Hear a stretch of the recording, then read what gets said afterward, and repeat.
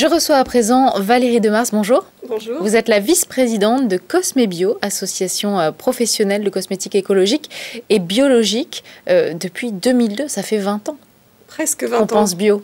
Oui, ça fait presque 20 ans l'année prochaine déjà. Effectivement, cette association qui regroupe aujourd'hui près de 480 adhérents, donc 480 entreprises, a été créée en 2002 parce qu'à l'époque, il n'y avait pas de réglementation autour de la cosmétique bio, donc il fallait créer un cahier des charges. Et puis aussi, c'était une association qui regroupait toutes les valeurs de chacune des entreprises de la cosmétique bio. Alors, est-ce que justement le cahier des charges s'est durci au fil des ans ?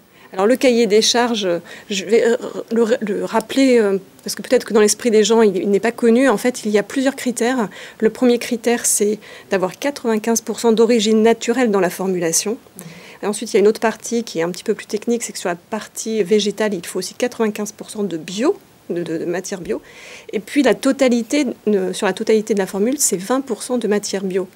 Et surtout, en fait, on a une liste négative d'ingrédients que nous ne pouvons pas utiliser, comme les fameux parabènes, phénoxyéthanol ou tous les filtres chimiques. Et cela depuis 2002.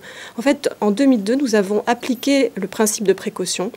Et aujourd'hui, on sait que certains parabènes sont interdits et que les filtres chimiques sont vraiment des perturbateurs endocriniens avérés.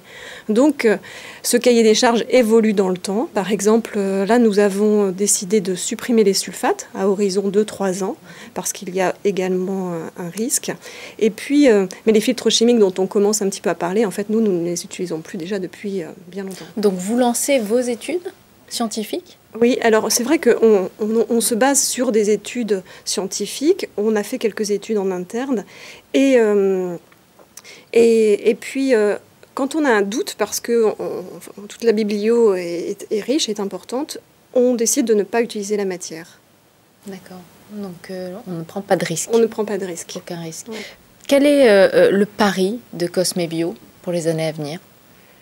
Alors le pari, c'est bien sûr d'une part l'innovation, donc garantir une cosmétique efficace et sûre, toujours avec ce cahier des charges que nous faisons évoluer dans le temps. Et d'ailleurs, nous avons réaffirmé avec le manifeste que nous venons de publier les valeurs de Cosmebio, dont cette première valeur. La deuxième, c'est de favoriser l'agriculture biologique, donc au service de la biodiversité, ça c'est très important aujourd'hui, d'améliorer l'empreinte environnementale, et ça on le fait depuis le packaging, depuis la cueillette jusqu'au packaging. Et ce qui est également important pour nous, c'est de construire des relations équitables avec les fabricants, les producteurs, à la fois en local, donc on va favoriser les producteurs locaux, mais aussi des achats équitables. Et puis, au niveau de l'évolution du label, notre comité technique se réunit régulièrement pour faire évoluer, parce qu'on a de nouvelles études, et parfois ces nouvelles études nous disent que non, il faut faire évoluer et supprimer des matières s'il y a un risque. Votre label est apposé sur combien de produits approximativement ? Alors le label est apposé sur plus de 620 marques maintenant qui l'utilisent. Je crois que ça représente 14 000 produits, il me semble, quelque chose comme ça, donc c'est très important. L'autre pari, c'est l'innovation. On a vu ces derniers temps que en fait, ce sont les petites marques de la cosmétique bio qui sont les plus innovatrices, les plus innovantes, comme par exemple la cosmétique solide qu'on a vu apparaître ces derniers temps, que les grandes marques reprennent, ou le zéro déchet qui va avec. Donc le pari de l'innovation est pour nous très important. Je vous remercie Valérie Demars. Je rappelle que vous êtes la vice-présidente de Cosmebio. Merci beaucoup.